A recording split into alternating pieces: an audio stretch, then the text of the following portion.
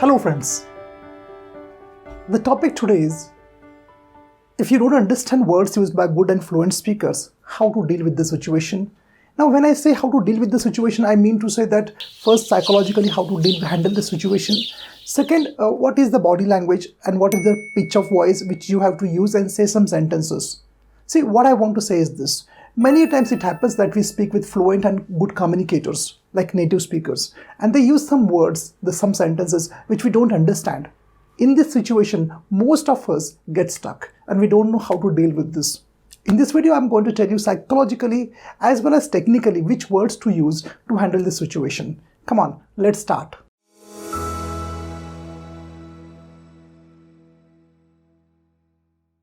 Well friends, now here it happens with many of us.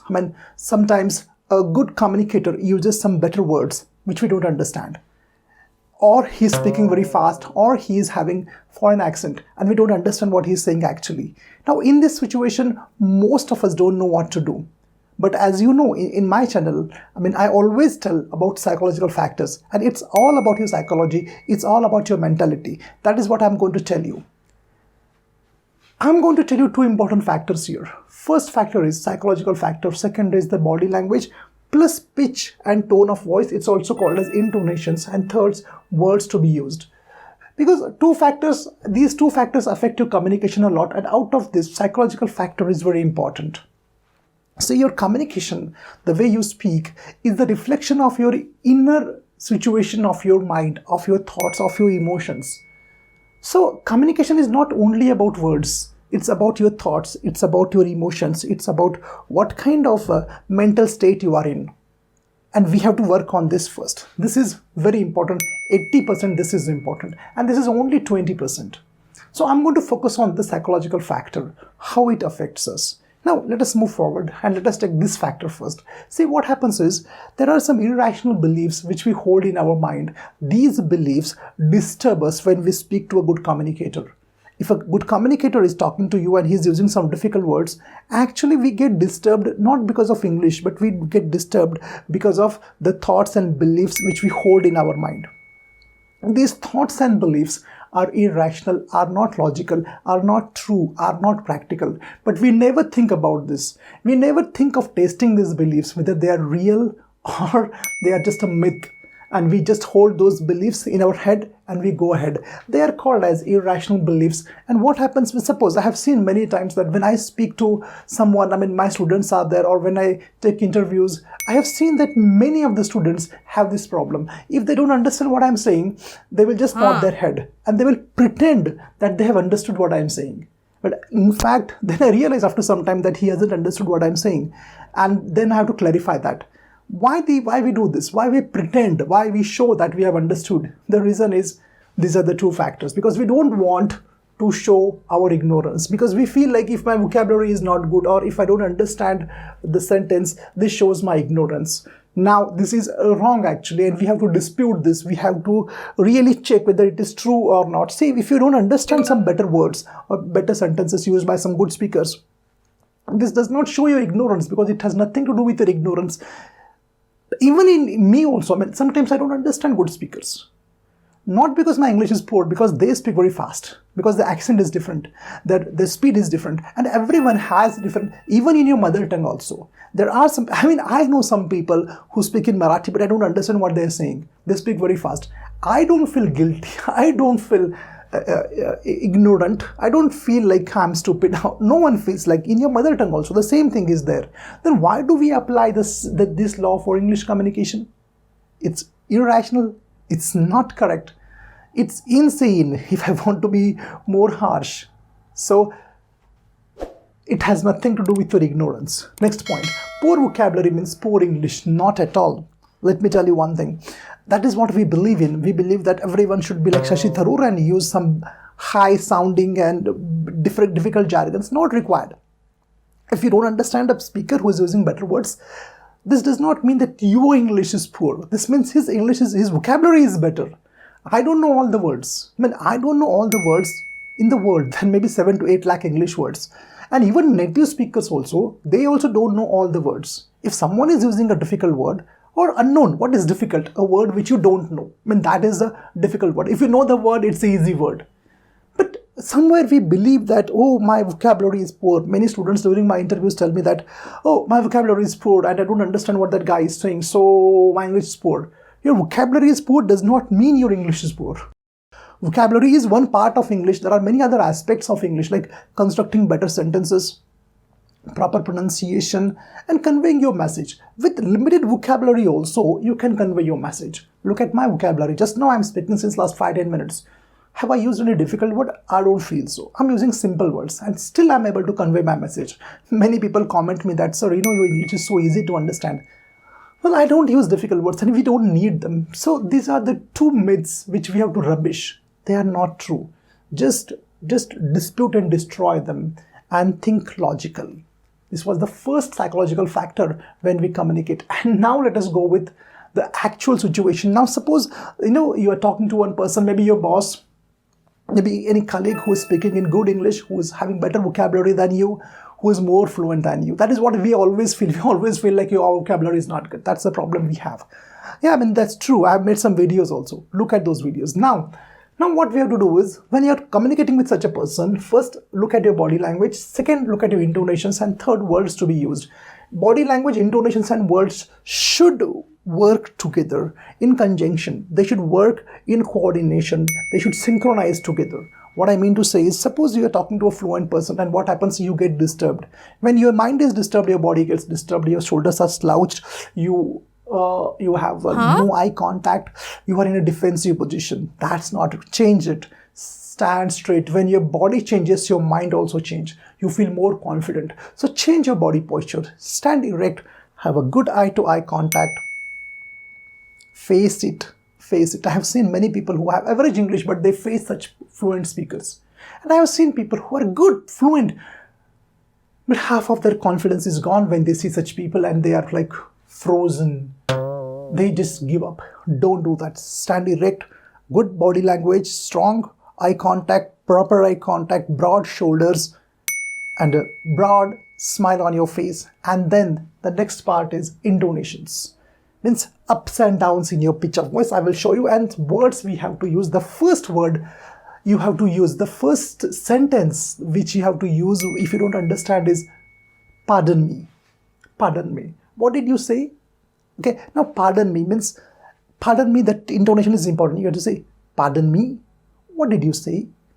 This is intonation. Don't say, pardon me. This is offensive. I mean, if someone is saying, pardon me or excuse me, it shows you are offended by what he is saying. So here, intonations are very important. Pardon me. What did you say? Getting it? One more thing. Jot it down. Come on, guys. Write it down.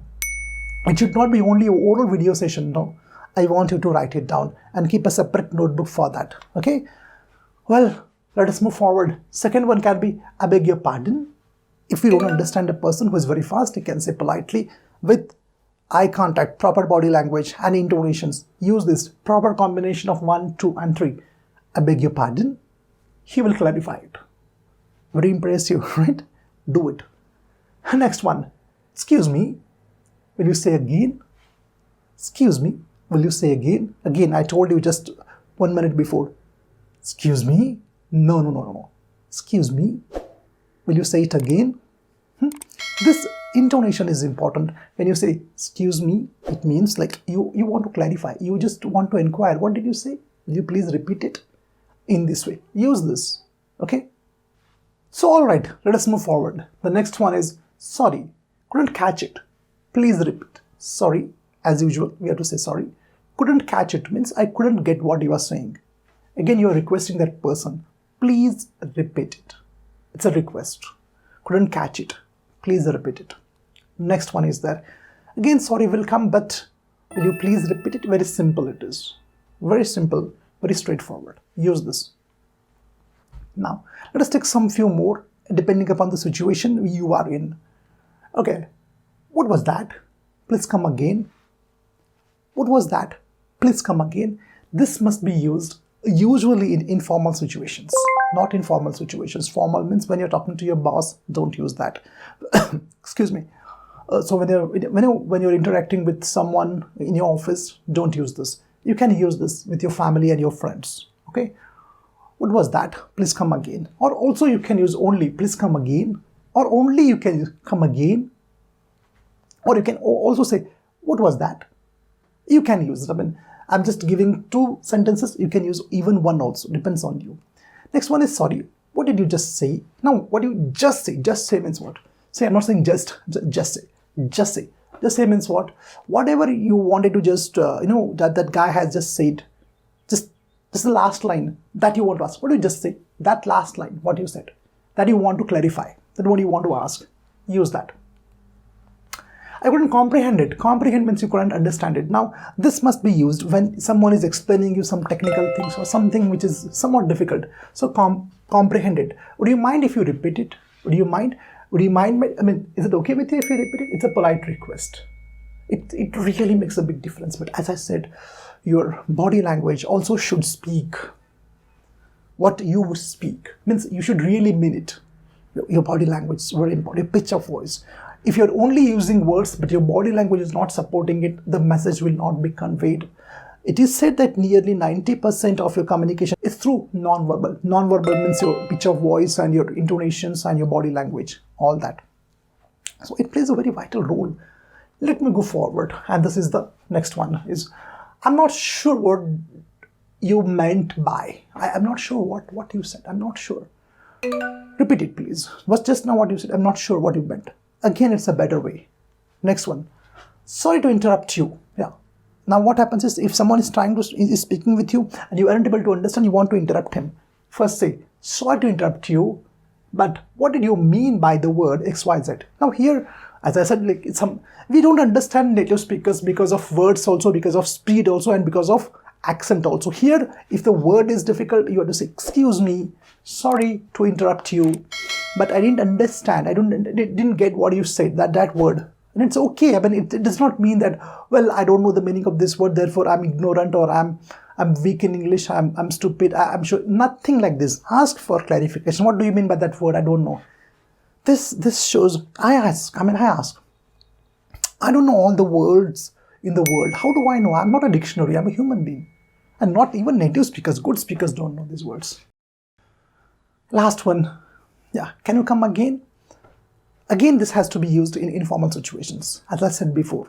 Next one is, excuse me, I couldn't grasp it. Please clarify. Now, grasp word. Grasp means, again, you haven't understood. This is used when you're talking about technical stuff. Some technical things are going on. You're talking about that. Great, guys. So, hope you're enjoying. And let us move ahead. And last one is there. It was a bouncer over my head. Please repeat it. It was like a Shoaib Akhtar bouncer. You can use this word as well. It was a bouncer over my head. Couldn't understand, couldn't comprehend, couldn't get it. Will you please repeat that? Now, when you're using these kind of good sentences, phrases, your English will also look good and you will also feel good about that. And you will understand what the person is saying to you, because it's very actually embarrassing if you are not able to understand and you are replying something wrong. And that person will understand. That happened with me, I told you, like, you don't understand and you're saying something else. And the person will say, excuse me, actually, I wanted to say this. Instead of going through that embarrassment, it is better to accept it. Sorry, I don't know what you're saying. Please repeat that. These are the sentences which you can use. As I said, number 1, your mindset is very important. Number 2, your body language. Number 3, your intonations. And of course, the proper use of words, proper sentences, proper use of words. Well, hope guys, all of you enjoyed this. And this is the first video of this year. I'm sorry for the delay. I was busy in some work, and of course in the future, in this year 2022, a lot of good stuff is there for you. I'm really working hard to make your communication better, to make you a better public speaker, to be emotionally stronger and more stable. I'm not leaving any stone unturned. I'm going to give my 100% as usual. Love my channel, like my channel, share my videos if they are good. And please comment there. This comment really motivates me, because many people tell me that my videos are changing their lives, and these are very different. They are not anywhere on the YouTube channel. That's true, because the videos which I make, they are from my study. I don't watch 3-4 videos and make one video. No, they are different. Psychology is very crucial here. I add more psychology in that. Thanks a lot for watching this video, dear friends. Take care and wish you a very happy, prosperous, safe and better new year for communication as well. Take care and bye-bye. Thank you.